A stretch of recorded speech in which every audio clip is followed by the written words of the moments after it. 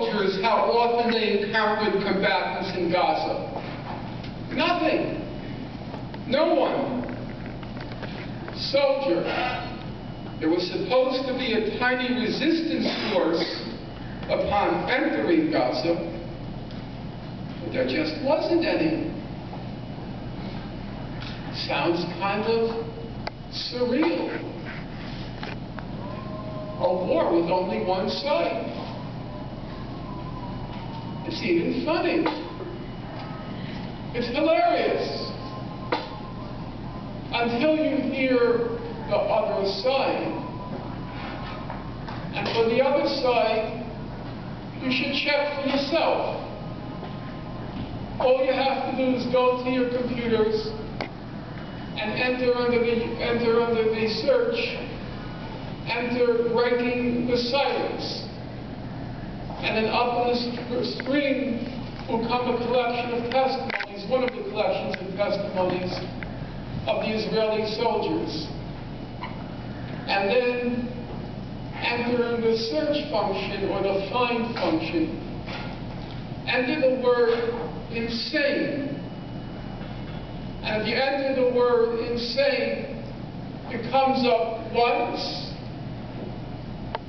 comes up twice. The soldiers were interviewed separately, so they weren't queuing each other. It comes up 3 times, 4 times, 5 times, 6 times, soldier after soldier. Israel used insane amounts of firepower in Gaza. Israel used insane amounts of firepower in Gaza. Israel used insane amounts of firepower in Gaza. Fortunately, the soldiers were not trained as lawyers, because they've used language like disproportionate, like we were in geometry class. Insane amounts of firepower in Gaza. No battles, no enemy in the field. Most of the time it was boring. We never saw an Arab. They're using insane amounts of firepower in Gaza. One soldier said, "This was firepower such as I had never known. There were blasts all the time. The earth was constantly shaking." Another soldier, "On the ground you hear these thunderous blasts all day long. I mean, not just tank shelling, which was a tune we'd long gotten used to, but blasts that actually rocked our outpost. We were ordered out of the house we were quartered in for fear it would collapse." The Israeli soldiers invade Gaza, commandeer the Palestinian homes, and from the homes they're firing into the horizon. But these insane amounts of firepower are causing the ground underneath them to quake. So they're told to abandon the houses because the houses might collapse on them.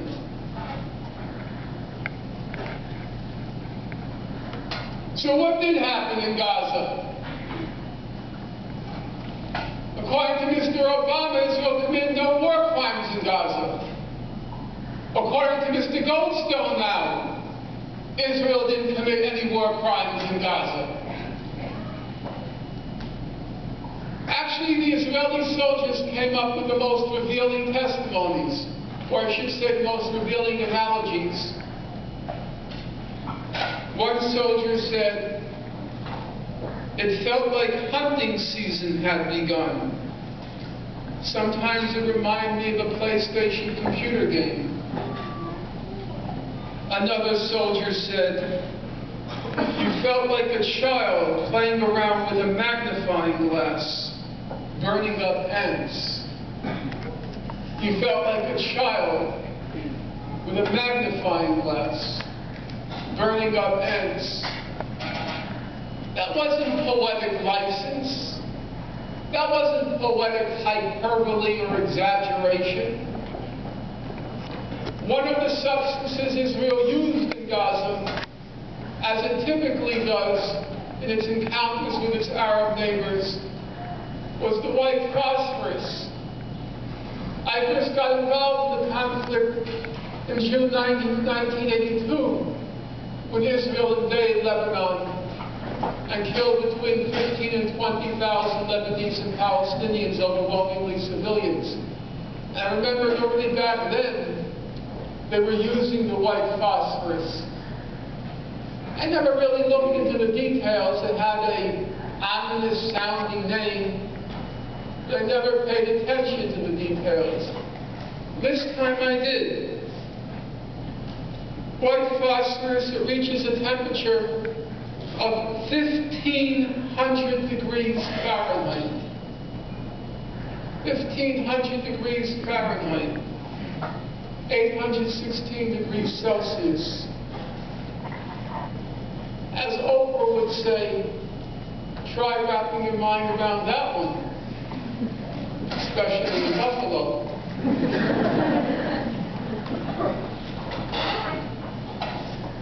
What did Israel do with the white phosphorus? So let me quote to you from Human Rights Watch. Israel repeatedly exploded white phosphorus munitions in the air over populated areas, killing and injuring civilians and damaging civilian structures. It dropped the white phosphorus on a school, on a marketplace, on a humanitarian aid warehouse. It dropped the white phosphorus on 2 hospitals, on Al-Wafa Hospital and on Al-Quds Hospital. According to Human Rights Watch, the hospitals were clearly marked, and there does not appear to have been fighting in that immediate area. But of course, Israel didn't commit any more crimes in Gaza, according to Barack Obama. Barack Change Obama. At this point, bring me back Bush. I mean that. By the end of the 22 days, Israel had killed 1,400 Palestinians, of whom up to 4/5 or 1,200 were civilians. 350 children were killed. On the Israeli side, there were 13 deaths, of which 3 were civilians and 10 were combatants. Of the 10 combatants, 4 of the 10 were killed by accident by other Israelis. It was called technically friendly fire. And so now you have to use your judgment. You have to think independently for yourself.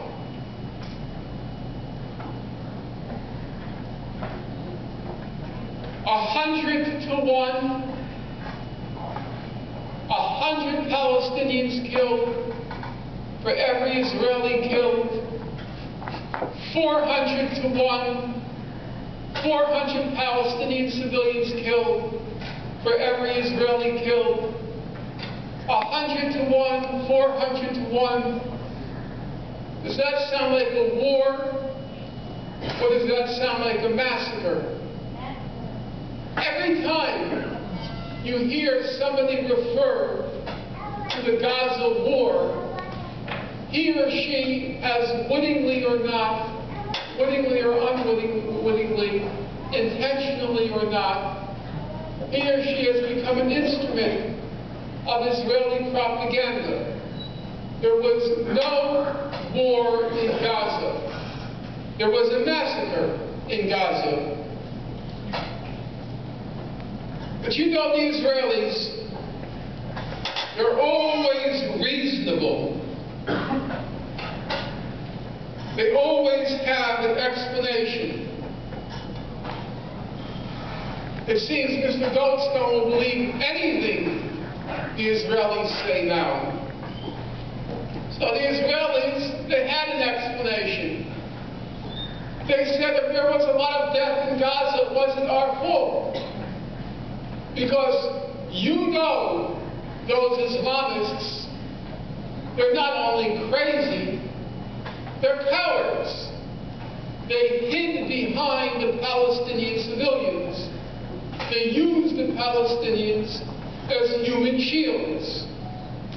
So, we didn't want to.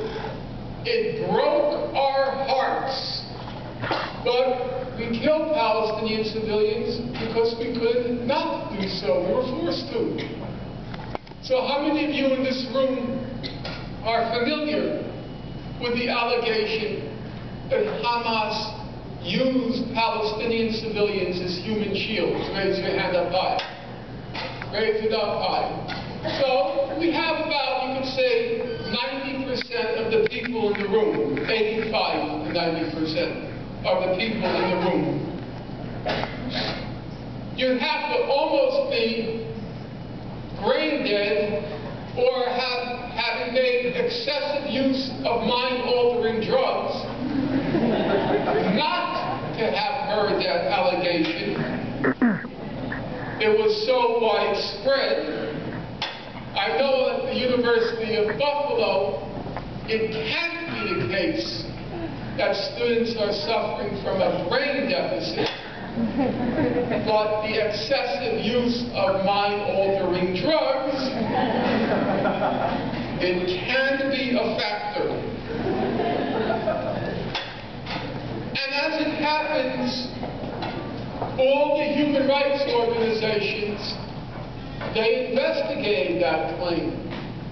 By now, there have been approximately 300 different human rights reports on what happened in Gaza.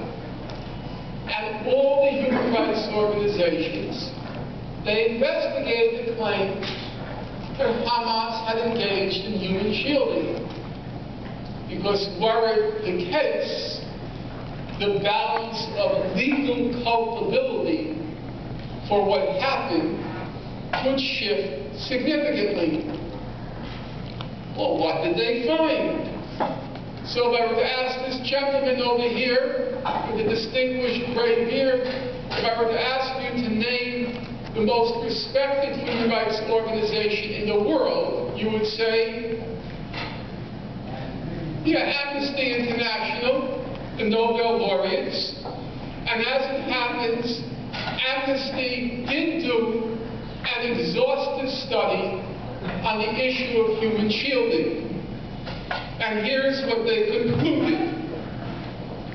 Contrary to repeated allegations by Israeli officials of the use of human shields, Amnesty International found no evidence that Hamas or other Palestinian fighters directed the movement of civilians to shield military objectives from attacks.